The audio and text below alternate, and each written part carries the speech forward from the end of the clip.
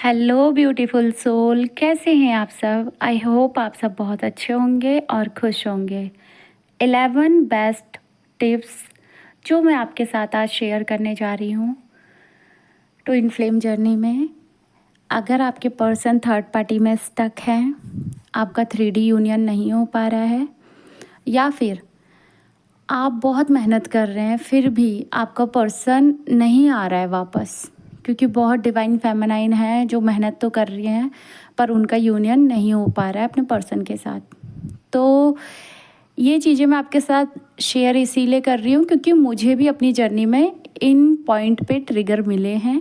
मैंने हीलिंग की है और अपना बेस्ट वर्जन बन के दिखाया है, और आगे भी मैं कोशिश कर रही हूँ कि हर डीएफ अपने ऊपर काम करे, अपना बेस्ट वर्जन बने, अपना 3D यूनियन अचीव करे।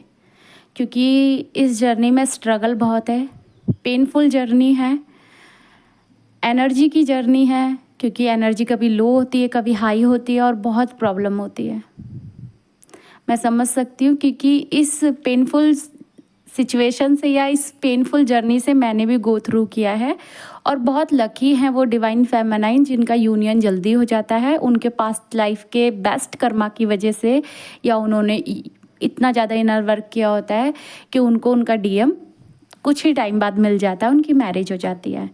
और कुछ डिवाइन फेमिनाइन ऐसी हैं जिनके पर्सन थर्ड पार्टी में चले जाते हैं कर्मा की वजह से, या किसी ऐसी सिचुएशन की वजह से जहाँ उन्हें सेक्रीफाइस करना पड़ता है ना चाहते हुए भी। तो यहाँ पे थर्ड पार्टी सिचुएशन कोई रोमांटिक पार्टनर हो सकता है, उनकी वाइफ हो सकती है, उनके बच्चे हो सकते हैं, उनकी फैमिली हो सकती है, 3D का बिलीफ सिस्टम हो सकता है, या उनका ईगो माइंड हो सकता है। तो कुछ भी जो आपको लगे कि आपकी जर्नी में ब्लॉकेज है, वो थर्ड सिचुएशन है।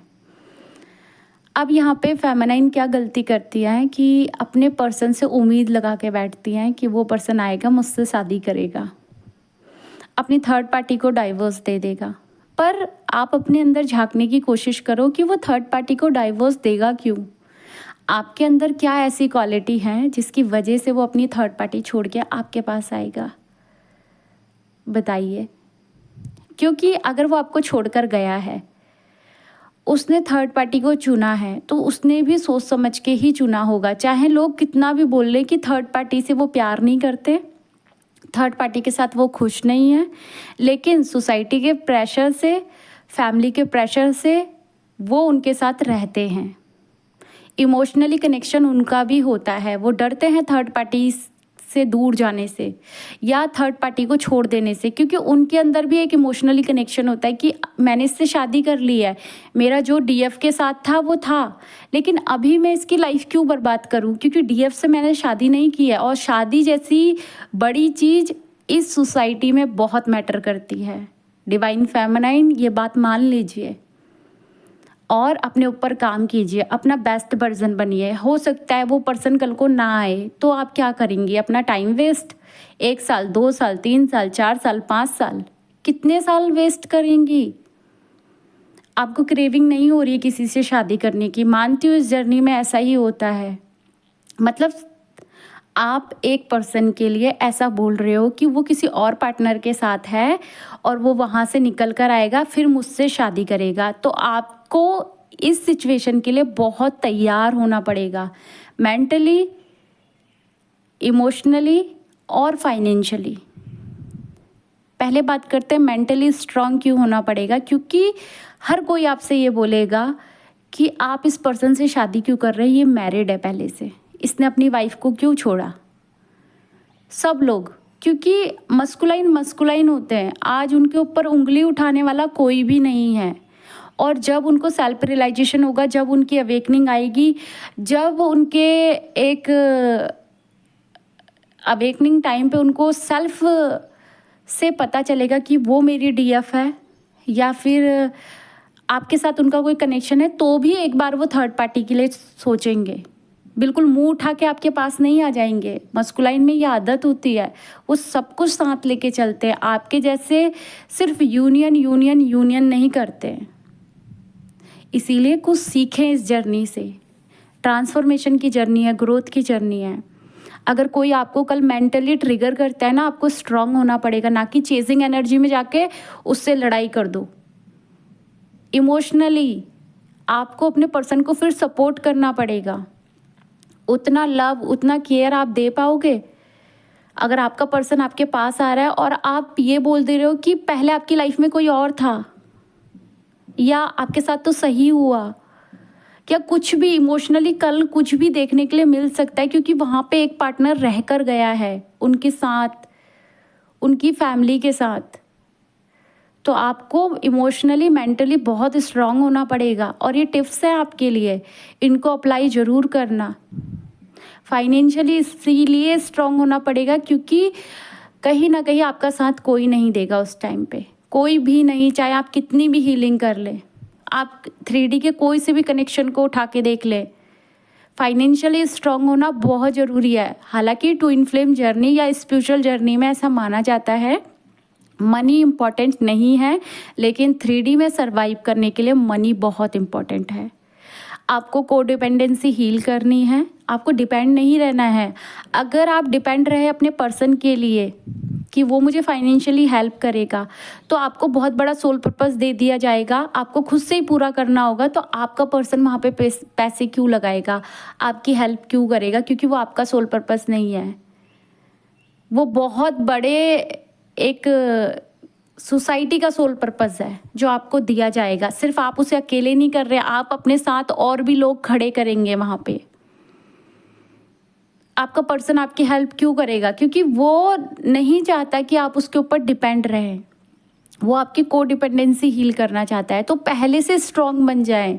डीएम को हर सिचुएशन में साथ लेके ना चले कि मेरा डीएम है और मैं अपने डीएम के लिए ये सब कर रही हूँ, मेरा डीएम कल को खुश होगा, मेरा डीएम आएगा, मुझसे शादी करेगा, मैं डीएम के लिए ये करूँगी, मैं डीएम के लिए वो करूँगी।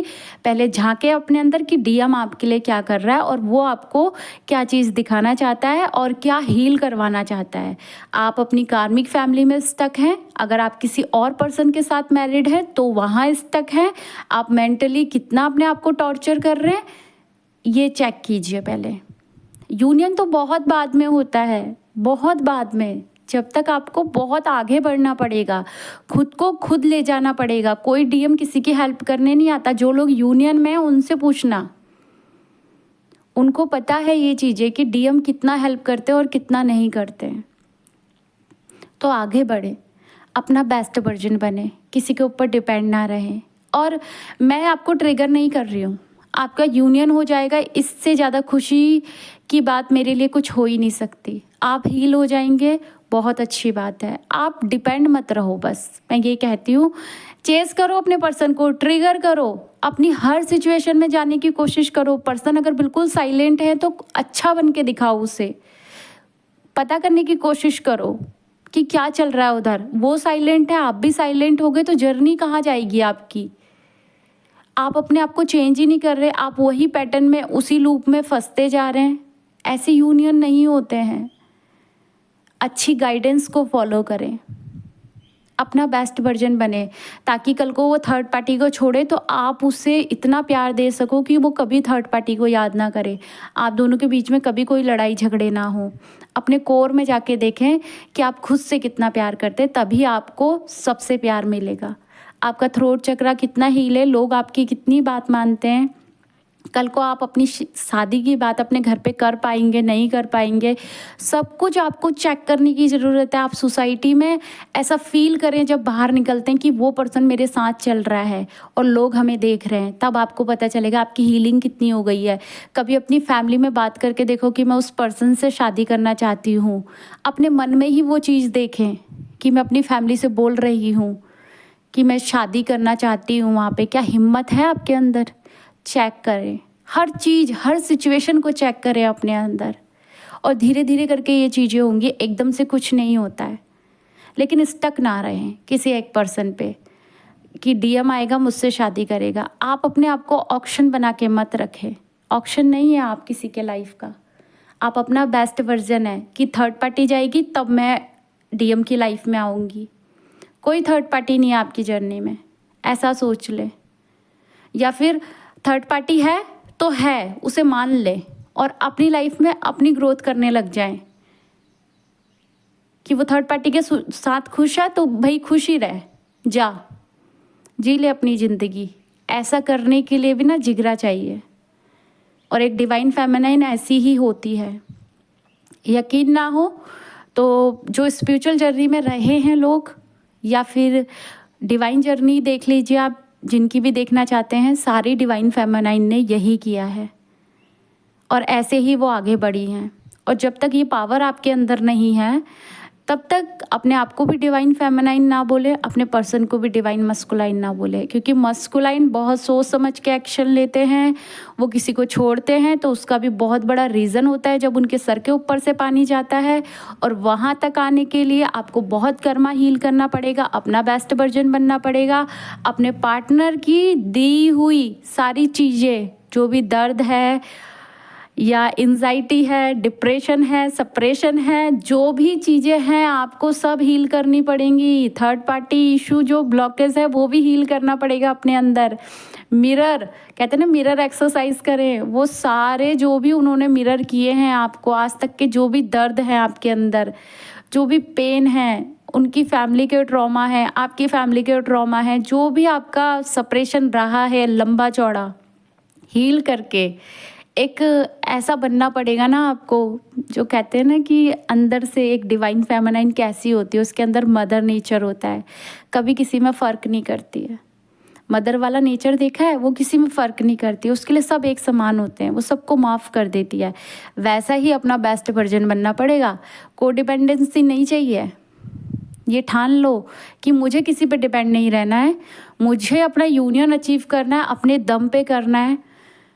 थर्ड पार्टी है तो है, और अगर आपने सोच लिया कि थर्ड पार्टी नहीं है तो नहीं है, या तो मान लो या छोड़ दो।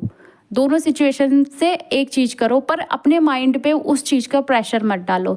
सबकॉन्शियस माइंड को स्टक मत करो। हीलिंग कर रहे हो तो सारी चीज़ें रिलीज़ करके करो। चक्रा हीलिंग करो, मस्कुलाइन को उसके हाल पे छोड़ दो, क्योंकि डिवाइन सब कुछ देख रहा है।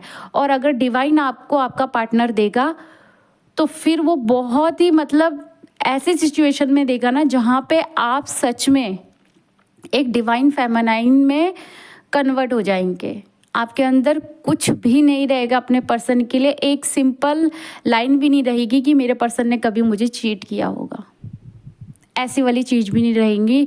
चाहे वो थर्ड पार्टी में हो, फोर्थ पार्टी में, उनकी फैमिली कार्मिक हो, उनका कोई भी ब्लॉकेज हो, आप उनसे प्यार करेंगे तो अनकंडीशनली करेंगे। ऐसी वाली सिचुएशन में आपको आके खड़ा होना है, और इतना आप कर सकते हैं तो यस, आपकी ट्विन फ्लेम जर्नी में आपका यूनियन कोई भी नहीं रोक सकता।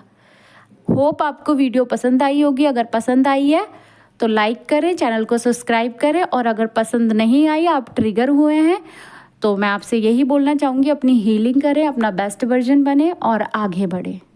क्योंकि अगर आपका डीएम नहीं आया या आपसे उनने मैरिज नहीं की तो आप कभी पीछे पलट के ना देखें, अपनी आगे ग्रोथ करें, किसी और पार्टनर को अट्रैक्ट करें, या फिर अगर आप डिसीज़न रहते हैं सिंगल रहने का तो फिर आप अपने लिए उतना कर सके कि आप अकेले 3D में सर्वाइव कर सके बुढ़ापे तक।